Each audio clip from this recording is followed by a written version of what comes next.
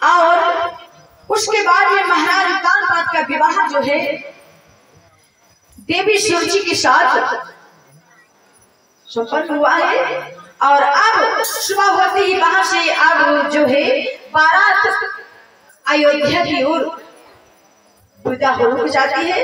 तभी वहां से देवी सुरुचि को विवाह जब हो गया, डोली में बिठाकर विदा कर दिया। बारात अयोध्या की तरफ वापस हो गई। धीरे धीरे बारात जो है अयोध्या के पास में ही आ पहुंची है। जब तक एक व्यक्ति आया महाराज की सूचना तो देने के लिए, और महारानी सुनीति के पास आए, हे महारानी, महाराज उत्तानपाद छोटी रानी को विवाह कर अयोध्या आ पहुंचे हैं। अच्छा, ये बात सुन बड़ी ही प्रसन्न हो रही है देवी सुनीति। वधू आगमन सुना सुनीति, सज पालई आरती सब प्रीति। संग सखिन लई गावन हारी, भई मन मगन खुशी अति भारी। प्रिय सज्जनों, बड़ी मगन है देवी सुरुचि ने तो आरती के थाल को सजवा लिया और सखियों के साथ चलती है। बड़ी मगन में गाती हुई जा रही है। और जैसे महल के द्वार में पहुंची है, तब तक महाराज उत्तानपाद दरवाजे पर आ पहुंचे थे। सारी बारात आ पहुंची है। डोली में बैठी देवी सुरुचि और महाराज उत्तानपाद की जाकर के आरती को उतारना शुरू कर देते हैं। आरती उतारती है महारानी सुनीति। डोली में बैठी सुरुचि देख रही है, यही हमारी सोच है। और जब सुरुचि को डोली से उतारने का नंबर आया, तो महारानी सुनीति सुरुचि को डोली से उतारने के लिए गई। उसी समय सुरुचि ने क्या जवाब दिया, महाराज, मैं डोली से कदम महल में जब डालूंगी, इस महल से हमारी सौत को निकाला जाए। तब ये बात सुनते ही देवी सुनीति के दिल में धक्का सा लगता, चोट लग जाती है। हे प्रभु, हमने क्या सोचा था, ये क्या हो गया, मैं क्या सुन रही हूँ। और विचार करती, मैंने ही स्वामी को दूसरा विवाह करने के लिए मजबूर किया ना, इसलिए कहती स्वामी, हाँ, हमारी बहन देवी सुरुचि ठीक ही तो कहती है, वो अब विवाह कर आई है, इसलिए आप उनके साथ प्यार से महल में समय बिताएंगे और मैं दूसरे महल में। उसी समय रानी सुनीति ने संत वेश धारण कर लिया। उस महल त्याग कर दूसरे महल में जाकर रानी सुरुचि के साथ महाराज उत्तानपाद समय बिताते हैं। इसी प्रकार आपके भाई बहनों विवाह हो गया है। विवाह हो गया, महारानी सुनीति की इच्छा जो थी पूर्ण हो गई। इसी प्रकार धीरे धीरे इतना समय बीत गया, 10 वर्ष, दूसरे विवाह के 10 वर्ष बीत गए, मालिक की संतान नहीं थी। यह देख करके राजा रानी बड़े दुखित हो रहे। संतान पाने की खातिर दूसरा विवाह किया, फिर भी मालिक ने संतान नहीं दी, इसीलिए बड़े ही दुखित थे। है पुत्र हेतु चिंता भारी, दोनों प्राणी गमगीन हुए।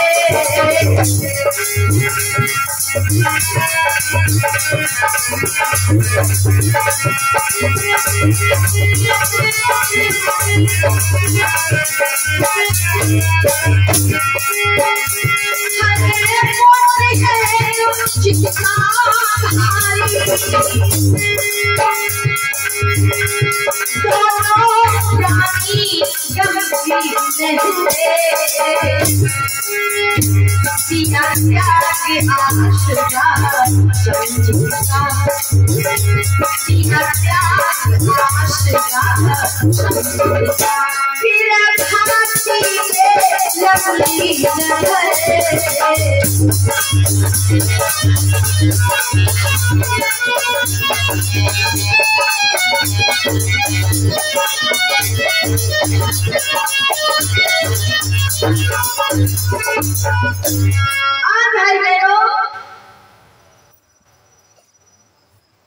महाराज कांपा देवी सुनीति दोनों प्राणी बड़े दुखित हैं, बड़े उदास थे। उसी समय की बात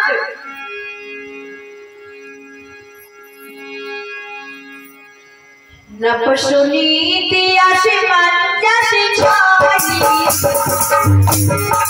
उसी समय नारद मुनि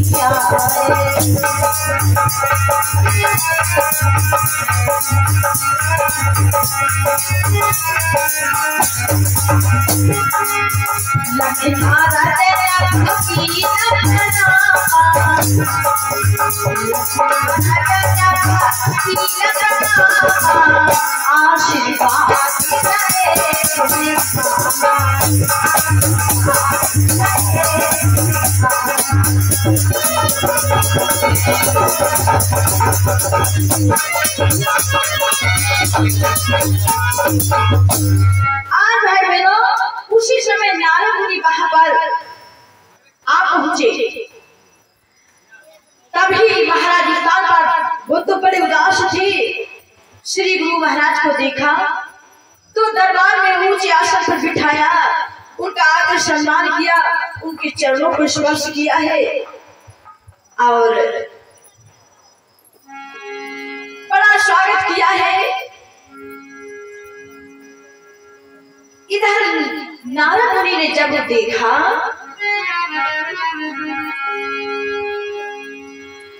नारद कहा कि तुरंत समझा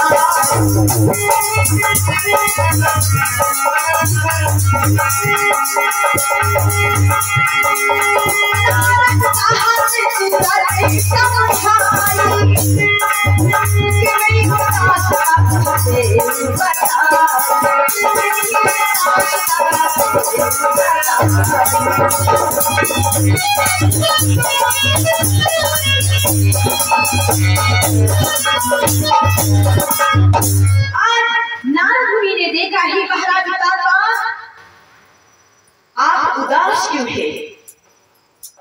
यह उदासी का क्या कारण है? सो हमें बताइए महाराज, क्या हुआ? आप बड़े उदास हैं। तभी आंखों में आंसू भर आए। श्री गुरु महाराज की चरणों में लिपट गुरु पद लिपट गए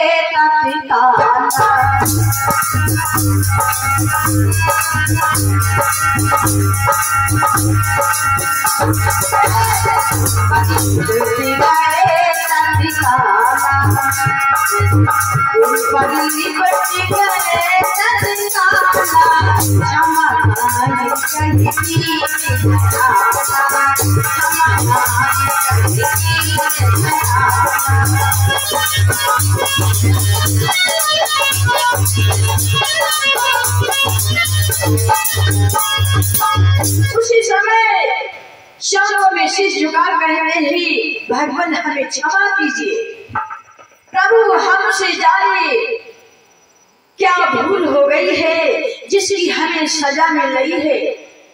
जाने किस जन्म की मालिक हमें सजा दे रहे थे। हे भगवान, हे प्रभु हमें क्षमा कर दीजिए अगर हमसे कोई भूल हो गई तो नारद मुनि बोले महाराज ये क्या कह रहे हो? आपकी बात हमारे बिल्कुल समझ में नहीं आ रही है। साफ साफ शब्दों में कहिए आप क्या कह रहे हैं? तो महाराज कांपा बोले ही भगवान जिस कारण दूजा ब्याह किया, ताली माने धन सब कुछ पारा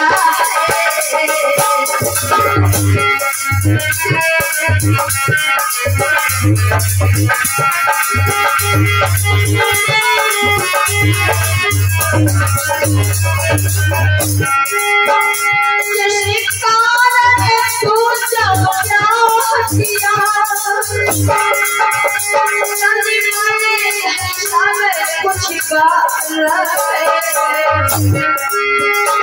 केवल एक पुत्र बिना केवल एक पुत्र बिना यहाँ पहले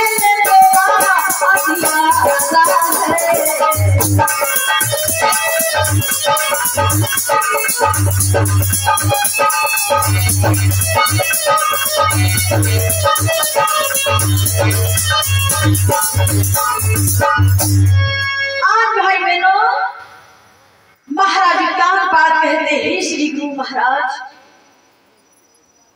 इतनी उम्र बीत गई, मालिक ने संतान नहीं दी। संतान पाने के खातिर दूसरा विवाह किया, दूसरे विवाह के भी 10 वर्ष बीत गए, मालिक ने संतान नहीं दी। अब तो संतान पाने का आशा ही त्याग दिया। जाने हमसे क्या भूल हो गई, मालिक हमें किस भूल की सजा दे रहे हैं। और इसलिए हे भगवान, एक पुत्र के लिए हम बड़े ही दुखी संतान के लिए जब ये बात जानी तो कहा, हे महाराज कानपाद, अच्छा आप इस कारण दुखी हैं, आप उदास ना हो, दुखी मत हो। महाराज हम आपको ये उपाय बताते हैं। वो क्या? तो बोले हैं आपको पुत्रेष्ठ यज्ञ करना पड़ेगा। पुत्रेष्ठ यज्ञ, हाँ, ये यज्ञ जब शुरू होगा तो तन मन के साथ मालिक का भजन करना पड़ेगा, भूखे प्राणियों को भोजन करवाना पड़ेगा और अतिथियों का सम्मान। जो तुम्हारे द्वार पे आया कोई भी व्यक्ति निराश नहीं लौटना चाहिए, सभी का आदर सम्मान होना चाहिए। और ये कार्य कब तक होगा? जब से यज्ञ शुरू हो जाएगा, यज्ञ शुरू हो जाएगा ना, उस समय से आहुति बंद नहीं हो सकती, आहुति बंद नहीं होगी। और इसलिए भंडारे में किसी बात की कमी नहीं आनी चाहिए, दान देते समय धन की कमी नहीं आनी चाहिए। यज्ञ शुरू हो जाएगा, आहुति बंद नहीं होगी, इसलिए सामग्री कमती नहीं पड़नी चाहिए। तो महाराज कानपाद बोले, हे श्री गुरु महाराज, हमें ये कार्य कब तक करना पड़ेगा? तो नारद मुनि बोली, महाराज हाँ मैं बताता हूँ।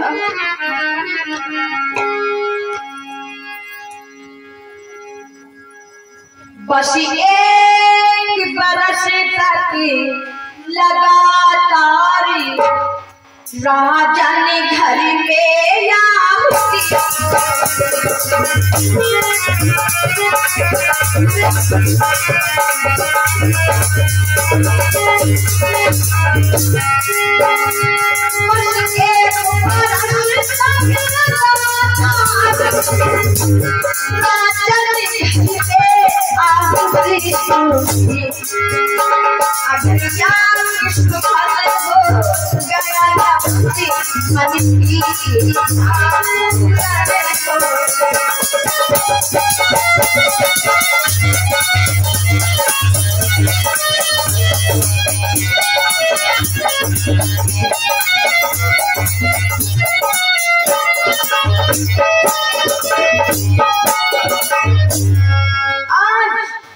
नारद मुनि ने क्या बताया है? महाराज बस 1 वर्ष तक, अधिक समय नहीं, ऐसे बता रहे 1 वर्ष बड़ा कम समय है। नारद मुनि बता रहे हैं, भाई बहनों, 1 वर्ष लगातार यज्ञ बहुत बड़ा काम है। यज्ञ करना 1 वर्ष लगातार, फिर भी महाराज कानपाद बोले, ठीक है भगवान, सुने बचने राजा हरि साई, सुने बचने राजा हरि साई,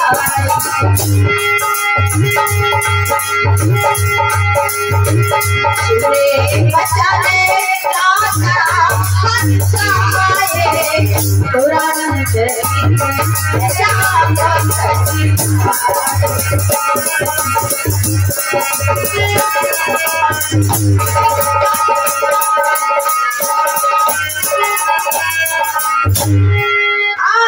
भाई बहनों, महाराज कानपाद ने श्री गुरु महाराज के वचन सुने, उसी समय तुरंत सारा इंतजाम करवाया है और अयोध्या में संतों को बुलवाया है। अयोध्या में यज्ञ शुरू हो जाता है, अयोध्या की शोभा ही बदल जाती है। अयोध्या में बड़ा सुंदर लग रहा है, अयोध्या में जय जयकार हो रहा है। महाराज तो यज्ञ के कार्य में लग गए। इधर छोटी रानी सुरची ने दासी को बुलाया। दासी कहती है, महारानी हमें क्यों बुलाया है, हमारे लिए क्या कार्य है? तो कहा है, ऐ दासी सुनो मेरी बात। हाँ बताइए। कहा इसी समय तुम रानी सुनीति के पास चले जाओ और उन्हें बुलाकर मेरे पास में ले आओ। तो दासी ज्योति कहती ठीक है, मैं जा रहा हूं। जाकर के देवी सुनीति के पास प्रणाम किया है। कहा हे महारानी, आपको छोटी रानी सुरची ने अपने महल में आपको बुलाया है। क्यों बुलाया है ये तो हमें बताया ही नहीं है। अच्छा चलो ठीक है, चलती हूँ। अब दासी के साथ में महारानी सुनीति चल देती है। जैसे देवी सुनीति सुरजी के महल में पहुंची और कहा, बहन सुरजी हमें क्यों बुलाया है? सुरजी ने मुड़कर देखा और क्या कहती, सुरजी सुन मेरी बात, तुम बैठे बैठे खाती हो, कुछ काम नहीं करती हो। अब तुम्हें भोजन जब मिलेगा जब तुम जंगल से लकड़ियों को बीट करके अयोध्या लाओ, महल में लाओ, तब तुमको भोजन मिलेगा। महारानी सुनीति मुस्कुराई, अरे बहन ठीक है, तुम्हारी अगर इच्छा ये है, तुम हमारी इस कार्य से खुश हो, तो हम जंगल से लकड़ियों को बीट कर महल लाएंगे। ठीक है बहना। अब महारानी सुनीति जो है वहां से चली। उनके जाते ही बड़ी तेजी से आंधी तूफान आ जाता है, बड़ी तेजी से आंधी आ जाती है। महारानी सुनीति उसमें फंस जाती है, बह गई। जब आंधी शांत हुई, तूफान शांत हुआ, तो उन्होंने अपने को कहाँ देखा है? जंगल में गंगा जी के किनारे, मां भागीरथी गंगा जी के किनारे अपने को देखा। अब लकड़ियों को बीनना शुरू कर दिया कि लकड़ियों को बीन लूं और हम महल को जाऊं। लकड़ियों को बीनते बीनते वही घाट पर पहुंच गई तो देखा, अरे यहाँ पर झोपड़ियां ही झोपड़ियां दिखाई पड़ रही है। और आगे बढ़कर देखा, अरे यहाँ तो संत महात्मा है। देखकर बड़ी प्रसन्न हो रही है, वाह बड़ी खुशी की बात है।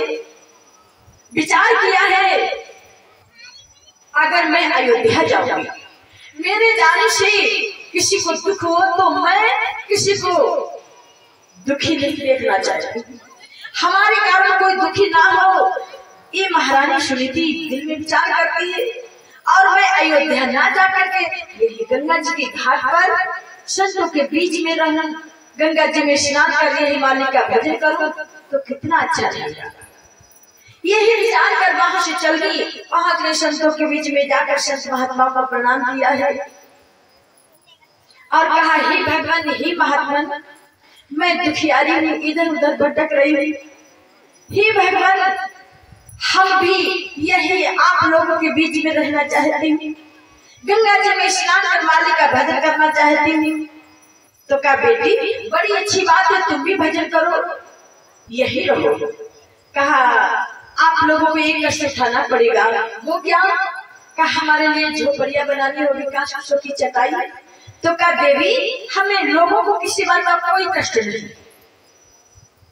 उन्होंने संत महात्माओं ने मिलकर के झोपड़ियां बना दी, कांचों की चटाई बना दी और कहा, बेटी अब यहाँ पर प्यार से समय बिताओ। तो अब महारानी सुनीति वही संत महात्माओं के बीच रहती है और संतों के लिए भोजन सिद्ध कर देती है। संत महात्माओं को भोजन खिलाती है, बाद में भोजन अपने आप पा लेती है। इसी प्रकार वहां पर समय बीत रहा है। इधर भाई बहनों, अयोध्या में तो यज्ञ चल रहा है ना, अतिश लोग सब खुश भय, मिला दान परिपूर्ण।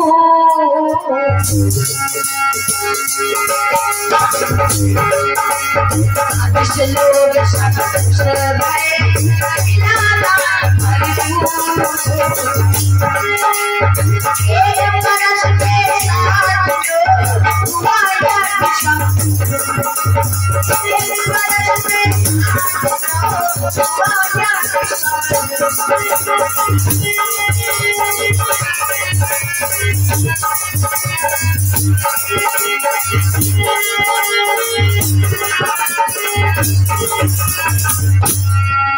भाई बहनों, अयोध्या में जो यज्ञ चल रहा था, एक वर्ष पूर्ण हो गया है। लगातार यज्ञ चलता रहा, भंडारा चलता रहा, सभी को दान दक्षिणा दी जाती है, सभी का आदर सम्मान हुआ है। एक वर्ष लगातार यज्ञ चलता रहा, एक वर्ष पूर्ण हो गया। अब ऐसी कठिन तपस्या देकर, ऐसी अविरल तपस्या देकर अग्नि देव जो थे प्रसन्न हो जाते हैं, प्रकट हो गए और कहे, महाराज, आपकी तपस्या से हम बहुत प्रसन्न हैं, अब आपकी मन की इच्छा अवश्य पूर्ण हो जाएगी। अग्नि देव ने प्रसन्न होकर के प्रसाद दिया है, लो महाराज, उत्तानपाद, ये प्रसाद लो, अपनी रानियों को प्रसाद पाने के लिए दे देना, जिससे संतानों का जन्म होगा, ये हमारा आशीर्वाद है। और आशीर्वाद देकर के अग्नि देव अंतर्ध्यान हो जाते हैं। इधर महाराज उत्तानपाद प्रसाद के दो भाग कर लेते, पहला भाग जो है लेकर कहाँ जा रहे हैं? महारानी सूची के महलों की ओर।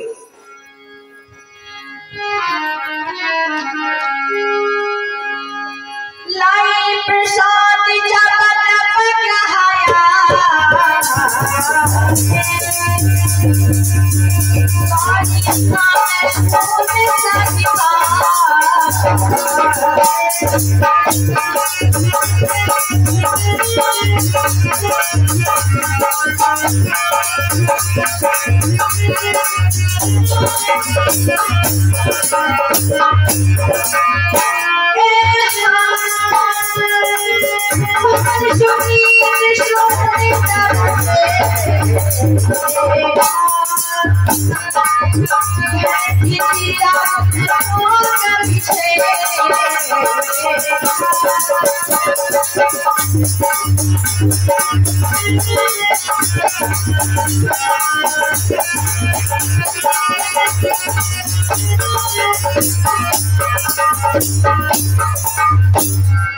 अब तो महाराज उत्तानपाद पहुंच गए महल के दरबार।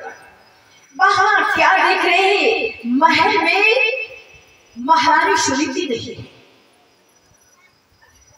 नौकर दास शिवानियों से पूछते हैं, देवी सुनीति कहाँ है?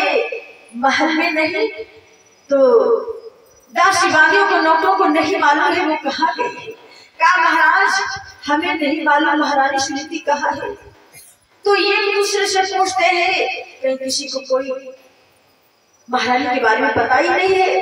तो अब अयोध्या में ढूंढते हैं, पूछते हैं, कहीं भी महारानी का कोई पता ना चला है। अब तो बड़ी चिंता हो गई, महारानी गई है तो कहाँ गई है, कहाँ ढूंढा जाए। घोड़े पे सवार हो महाराज कान अपने जंगलों में ढूंढते हैं। जंगल में ढूंढते ढूंढते उन्होंने ये दृश्य देखा है। कैसा?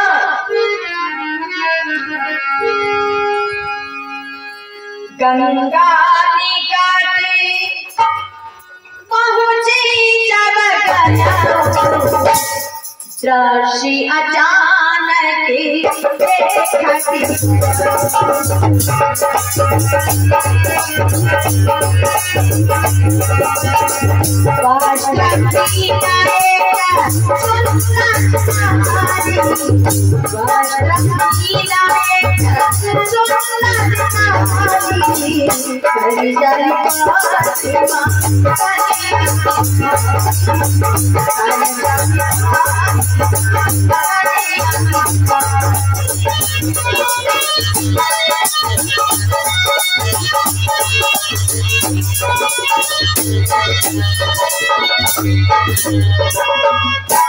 ये दृश्य देखा है कि गंगा जी के घाट पर महाराज उतारपाल ने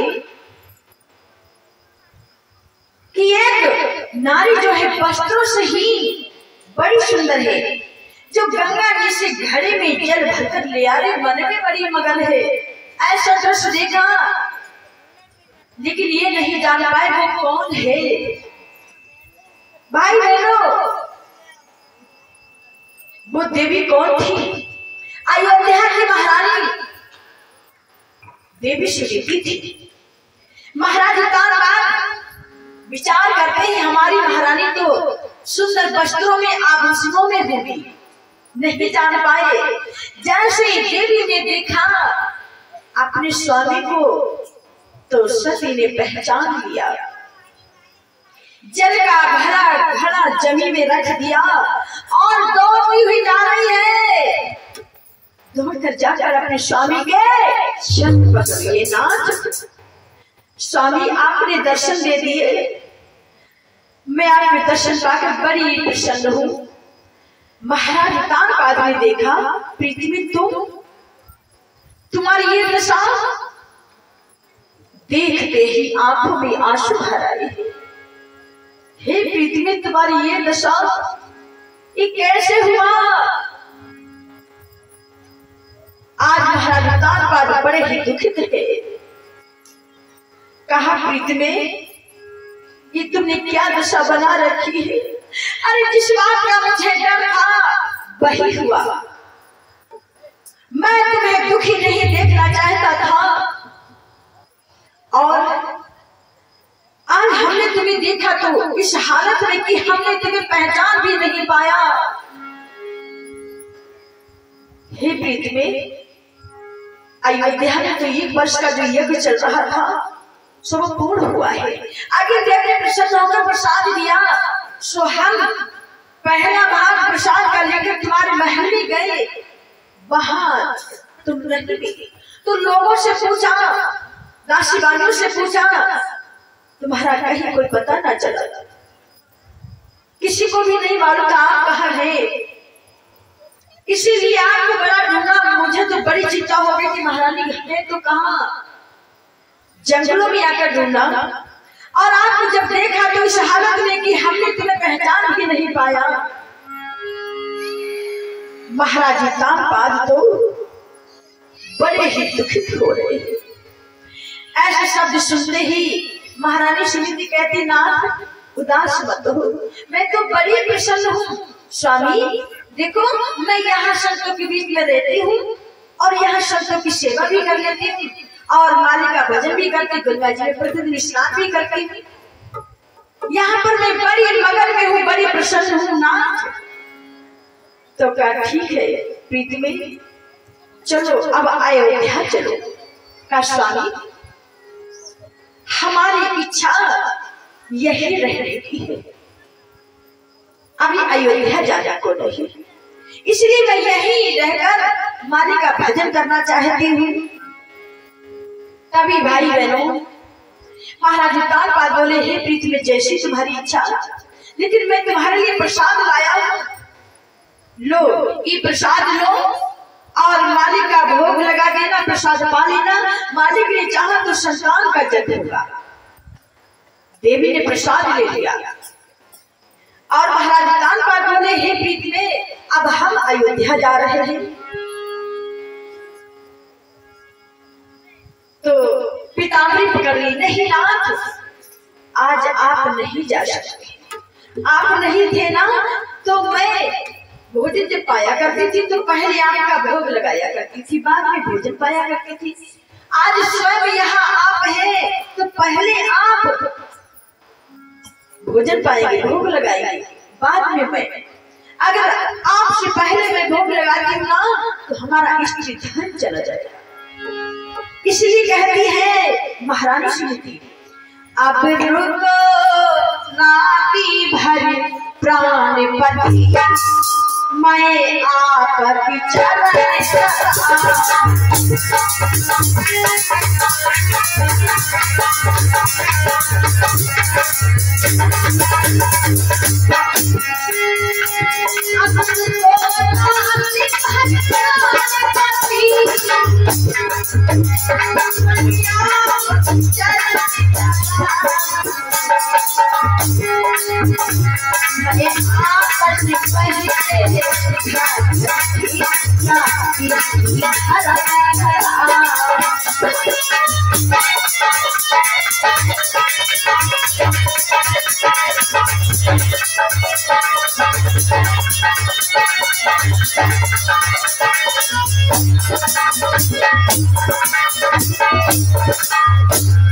इसलिए ही रात आज आप नहीं जा सकते, आज आप यही ठहरे।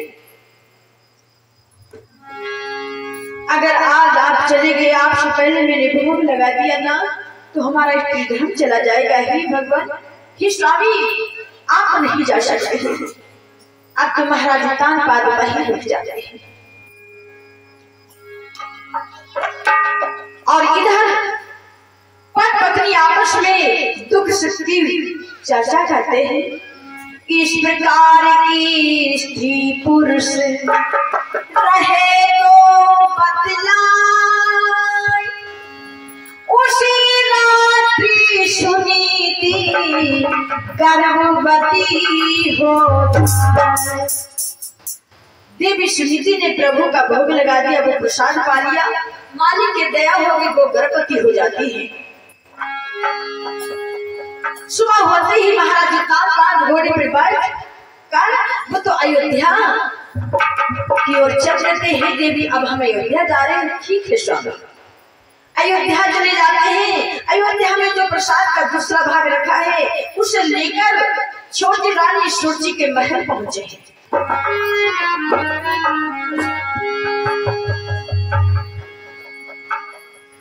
रानी सूरज मन हरे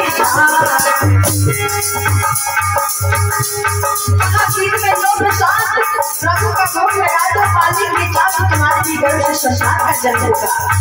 प्रसाद लेकर रानी सूरजी ने प्रभु का भोग लगा दिया।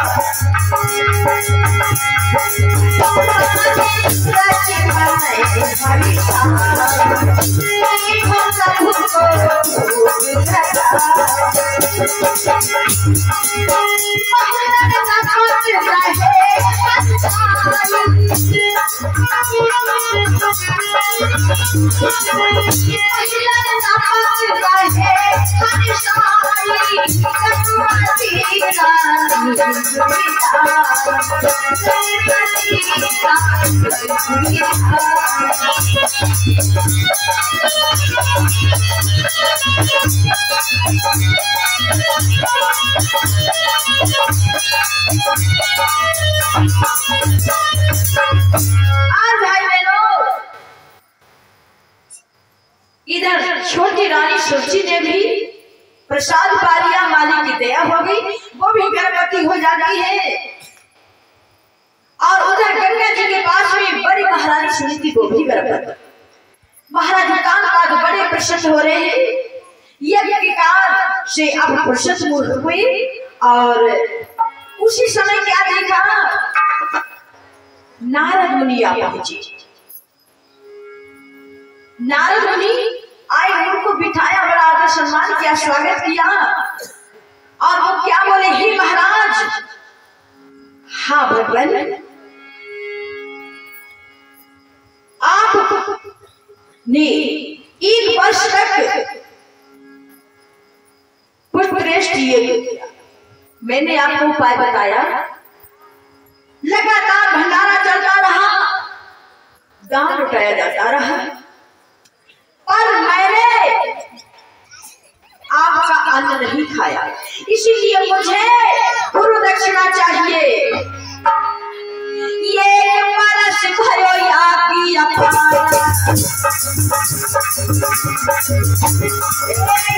बरस भयो यागी अपार,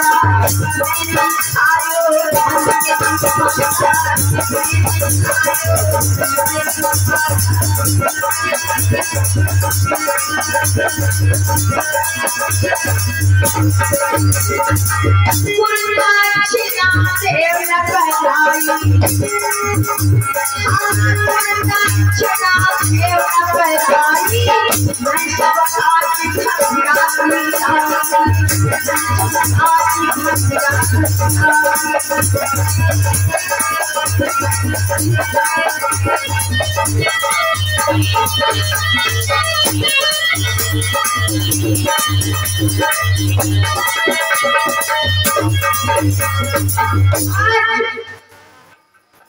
नारद मुनि कहते हैं, हे महाराज कानपाद, इसीलिए हमें गुरु दक्षिणा चाहिए। महाराज कानपाद हाथ जोड़कर बोले, हे भगवान, आपको गुरु दक्षिणा में क्या चाहिए, सो कृपा करके हमें बताइए। तो कहा है महाराज कानपाद ने, हे श्री गुरु महाराज, अगर आज आपने गुरु दक्षिणा में हमारा सर्वे मान दिया तो हम इनकार नहीं कर सकते। आप क्या हमसे गुरु दक्षिणा में मांगना चाहते हैं, सो हमको बताइए। तो नारद मुनि बोले, महाराज ठीक है, मैं बताता हूँ। तो नारद मुनि क्या बता रहे हैं, हे राजन, 90 दिन तक भोजन चाहिए,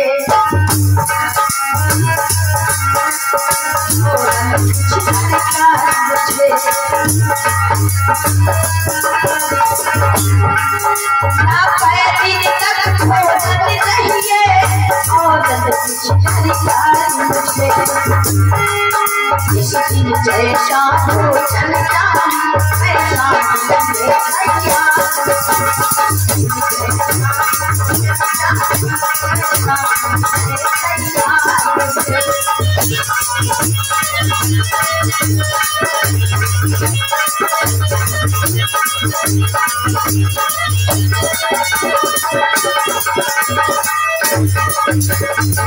आज नारद मुनि ने बताया है, महाराज, हम गुरु दक्षिणा में आपसे भोजन 3 मास तक भोजन पाना चाहते हैं। गुरु दक्षिणा क्या हमें भोजन पवा सकते हो? महाराज कानपाद बोले, ये तो बड़ी खुशी की बात है, हाँ हाँ आपको भोजन पवाएंगे। तो कहा है महाराज,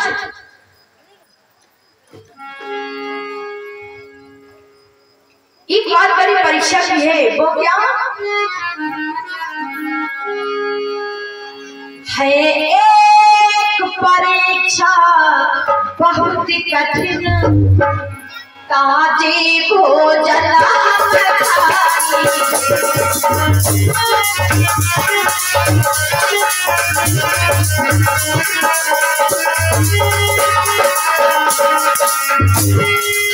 एक परीक्षा बहुत कठिन,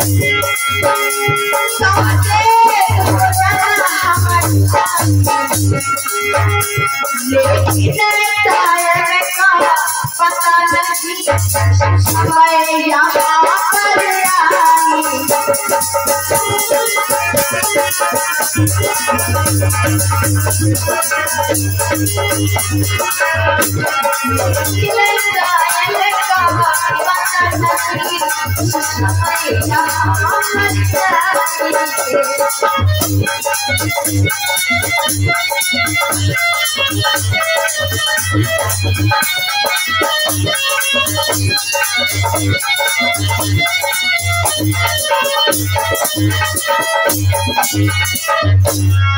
आज नारद मुनि ने कहा है कि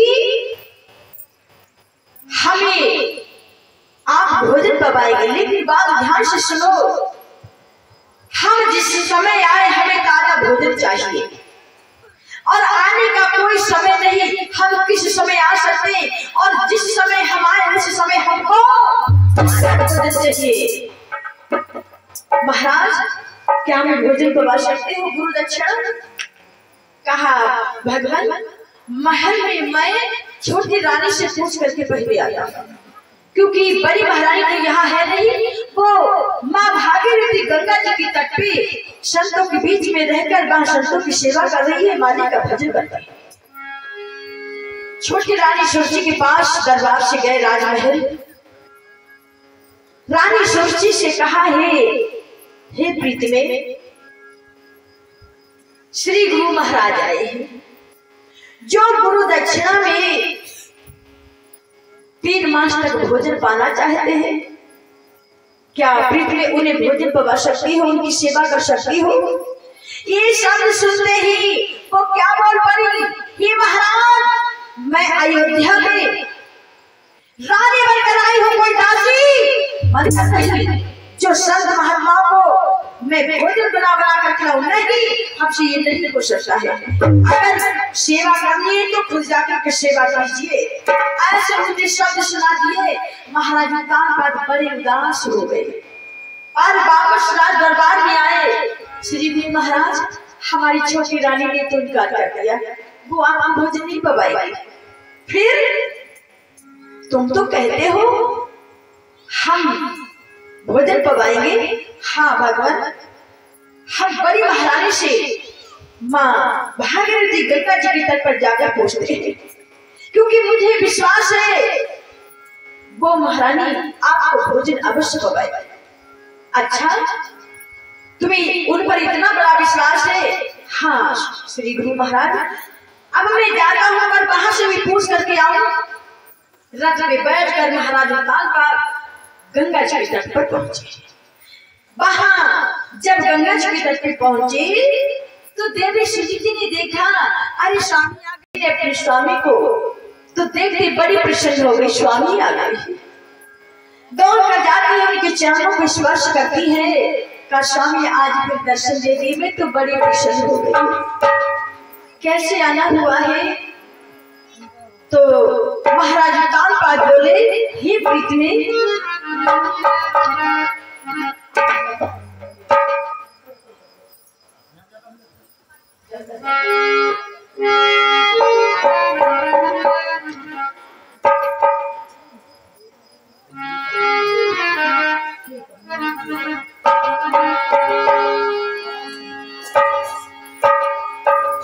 ध्यान दीजिए भाई बहनों, महाराज कालपाद कहते हैं, हे प्रीति में हम आए हैं, इसलिए हाँ हाँ बताइए स्वामी।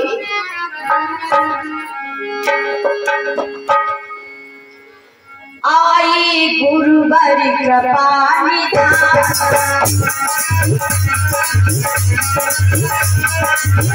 आई गुरुवर कृपा निधान, आई गुरुवर कृपा निधान,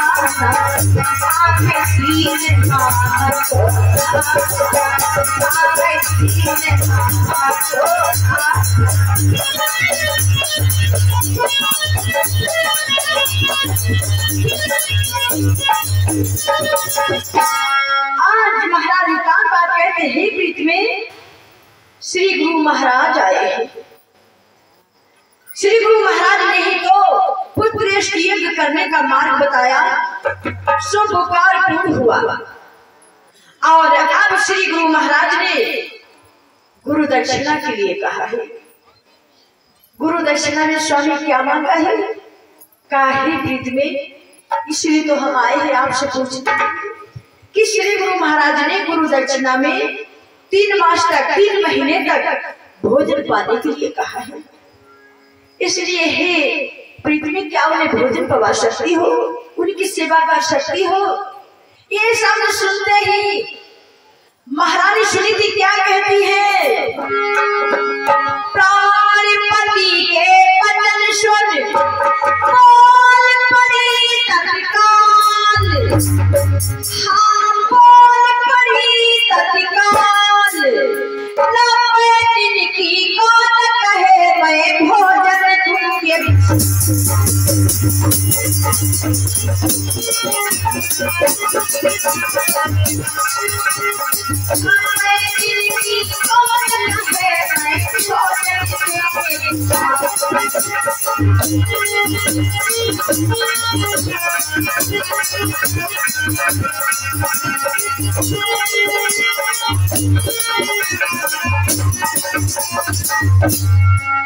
आज अपने स्वामी के वचन सुने हैं तो क्या कहते नाथ, आप हमसे पूछने के लिए आए कि 3 मास तक श्री गुरु महाराज की सेवा कर सकोगे, उन्हें भोजन बनाकर खिला सकोगे? अरे स्वामी, ये तो श्री गुरु महाराज की सेवा का मौका है और संतों की सेवा करने के लिए प्राणी के ऊपर मालिक की दया जब होती है तभी श्रद्धा जागती है, तभी प्राणी संतों की सेवा कर पाता है, जब मालिक की दया होती तब। और ये तो श्री गुरु महाराज जाने कई जन्म के पूर्ण के बाद ये मौका मिला है, श्री गुरु महाराज की सेवा का मौका, और वो भी 3 मास तक। अरे मैं तो वर्षों तो वर्ष भाई मेरा ध्यान दीजिए। ऐसे शब्द सुनते ही महाराज कान पात का हृदय खुशी से गदगद हो जाता है। बाद में भी तुम धन्य हो, कहा महारानी सुनीति ने, स्वामी यहाँ भोजन पवाने की कोई व्यवस्था नहीं, इसलिए आपको अयोध्या से यहाँ सारी व्यवस्था भेजनी होगी। राशन, बड़ी बड़ी बर्तन, गुरु महाराज के लिए लोटा एक थाली भोजन पवाने के लिए का ठीक है। अब महाराज कान पात ये भी बताते हैं प्रीत में, श्री गुरु महाराज ने ये भी कहा है कि उनका आने का कोई टाइम नहीं, और जिस समय वो आए उस समय उनको ताजा भोजन चाहिए। आने का कोई समय नहीं, किस समय आ सकते हैं, और उसी समय उनको ताजा भोजन चाहिए। क्या भोजन पवा सकोगी? कहा स्वामी मैं भोजन पवाऊंगी। अब महाराज कान पात वहां से रख के बैठकर पहुंचते हैं अयोध्या, और नारद मुनि के पास जाकर बताया है कि हे भगवान, हे श्री गुरु महाराज, आपको हमारे महलों में भोजन ना पाकर सही हमारी बड़ी महारानी गंगा जी के पास आपको भोजन पवाए, और वही आपको जाना होगा। तो कहा कोई बात नहीं, जैसे मैं यहाँ अयोध्या था वैसे गंगा जी के पास चला जाऊंगा। ठीक है, महाराज कान पात में सारी भोजन की व्यवस्था जो थी गंगा जी के पास पहुंचवा दी। इधर महारानी सुनीति ने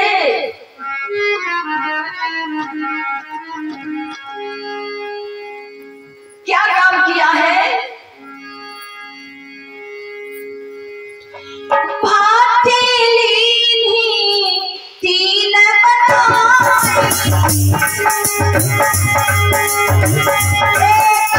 चावल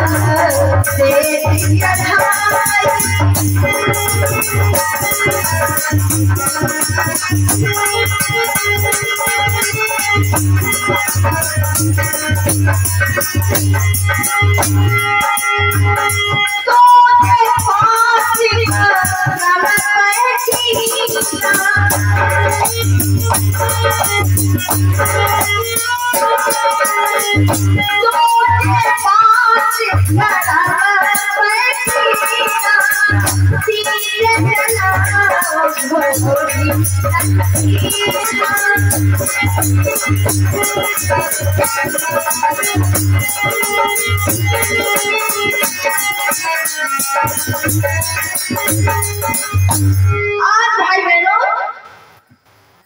महारानी सुनीति ने गंगा जी के घाट पर 3 भट्टी बनाई है और हाथ जोड़ करके बैठ जाती है, क्योंकि तीनों भट्टियों पर तीनों बर्तन बड़े बड़े चढ़ा दिए। एक पर दूध, एक पर शक्कर का जरा, एक पर चावल चढ़ा दिए। अब हाथ जोड़े बैठी है। क्यों? क्योंकि वो जानते हैं श्री गुरु महाराज के आने का कोई समय नहीं, किस समय आ सकते हैं, और जिस समय वो आए उस समय उनको ताजा भोजन चाहिए। और इसीलिए विचार करती है, अगर लकड़ियों से भट्टियों में आग जलाओगी तो हर पल भोजन ताजा नहीं रह सकता है, इसलिए हाथ जोड़े बैठी है वो देवी और अग्निदेव का ध्यान कर रही है। अग्निदेव का ध्यान, और ध्यान करते ही अग्निदेव जो थे तीनों भट्टियों में अग्नि रूप में समाहित हो जाते हैं और प्रसाद सिद्ध होने लगा है।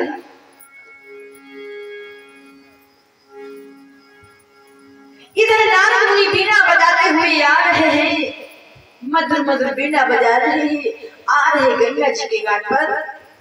आप पहुंचे, बीने की धुन को सुनते ही समझ के श्री गुरु महाराज आ रहे हैं और चटाई बिछाई आसन लगा दिया है, चरण को स्पर्श किया, बिठाया है और अब तीनों पदार्थ मिलाकर के प्रसाद की थाली आगे बढ़ा दी। लो श्री गुरु महाराज प्रसाद पाइए।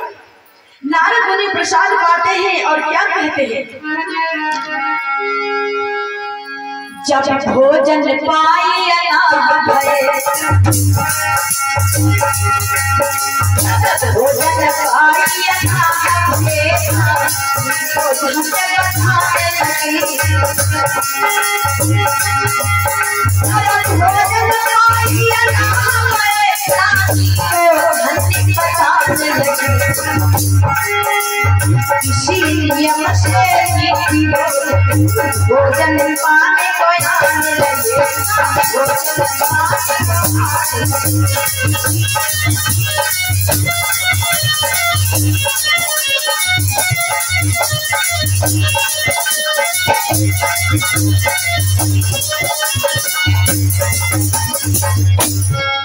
इधर भाई बहनों भोजन पाकर जब आना हुए तो कहा, हे देवी तुम धन्य हो जो तुमने हमें भोजन पाया है। और अब नित्य व्रत भोजन पाने के लिए आते हैं और वो पतिव्रता देवी बड़े नियम के साथ भोजन पवा रही है। और इधर भाई बहनों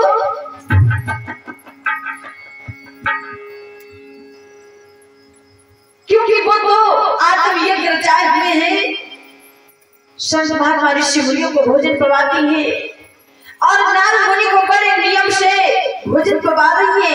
इसीलिए उनकी तपस्या के तेज के द्वारा महाराज इंद्र का सिंहासन तक कर गया। वो चौंक पड़े, कौन तपस्या कर रहा है जिसकी तपस्या के द्वारा हमारा सिंहासन तक लगा गया। वो चौंक पड़े। उसी समय उन्होंने अप्सराओं से कहा, जाइए पृथ्वी पर देखिए कौन तपस्या कर रहा है, जाकर के तपस्या भंग कर दीजिए। तभी भाई बहनों अब अप्सराएं जो है पृथ्वी पर आती है, देखती है कौन तपस्या कर रहा है, मैं उनकी तपस्या भंग कर आकर के देखा है अप्सराओं ने कि आहा ये अबला आत्मयज्ञ रचाए हुए है, वाह इन्हीं की तपस्या से राजा इंद्र का सिंहासन जगमगा गया। चलो चल करके तपस्या भंग करते हैं। तो भाई बहनों अब वो अप्सराएं कैसे तपस्या भंग करती है और अब जो है शेष बात 2 मिनट